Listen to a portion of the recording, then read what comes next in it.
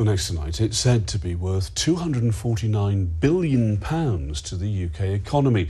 But campaigners say businesses are still not doing enough to attract the so-called purple pound, the collective spending power of people with disabilities and their households. So today, they've launched the UK's first ever Purple Tuesday to highlight a lack of accessibility and support in shops and businesses for their disabled customers.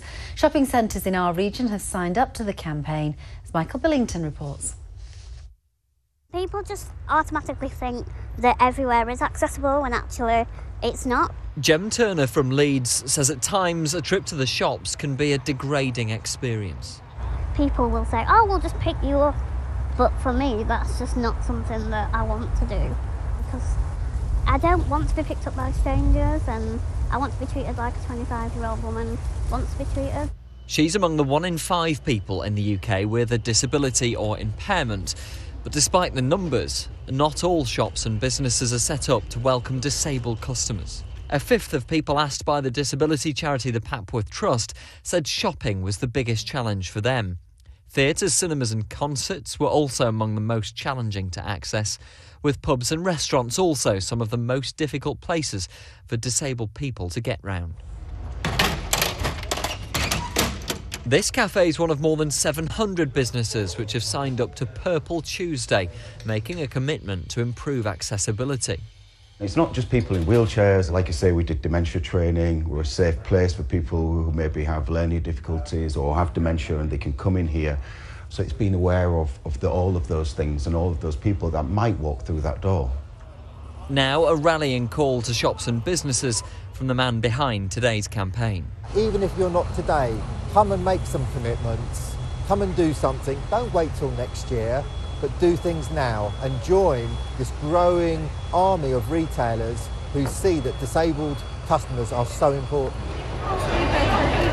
I've got a son who's 14 who has autism and dyslexia, and he finds shopping centres really quite daunting because they quite often have sensory overload, so the lights, the music, all these things build up and they end up having a meltdown. Now St Stephen's in Hull is looking at new ways to make the centre less of an attack on the senses. There's always something we can improve on. So for example, there is conversations about possibly a sensory room, making a permanent fixture to the quiet hour. So maybe is it every Tuesday retailers turn down the music? Earlier this year, Lorna Fillingham from Scunthorpe took her fight for better toilet facilities for disabled people to Downing Street. She's been back in Westminster today to lobby ministers and says some public places still aren't getting it right. People are suffering physical harm and emotional harm from the lack of changing places toilets. At the minute, my daughter is being limited in her social, cultural, health and educational opportunities because of a lack of toilet facilities, and it really does need to change. Jem wants businesses to maintain the message of Purple Tuesday throughout the year, so she and the UK's 11 million other disabled people are no longer excluded from the high street. Michael Billington, ITV News in Leeds. Well, a little earlier I spoke to Anna Nelson, the Executive Director of AccessAble, an online guide providing help for people with disabilities. I began by asking her if enough is being done to make public spaces accessible to all. I think we found that progress is slow. There are some good examples of best practice, many of which are being promoted today as part of Purple Tuesday, but that's certainly not the picture across the board. And a lot more needs to be done to look at how accessibility can be improved for disabled people, looking at the broadest range of what that means, so looking at things like mental health, learning disability and sensory impairment, as well as access for wheelchair users. So what kind of measures should we be taking? So I think one of the key things is that access begins online. People want to know about what facilities they'll be able to find when they're out and about. And at the moment, very few places actually tell people, you know, can I use your toilet? Can I get through the doors? Can I park my car? So that would be certainly one thing. And then encouraging businesses and organisations to look at how they can improve accessibility.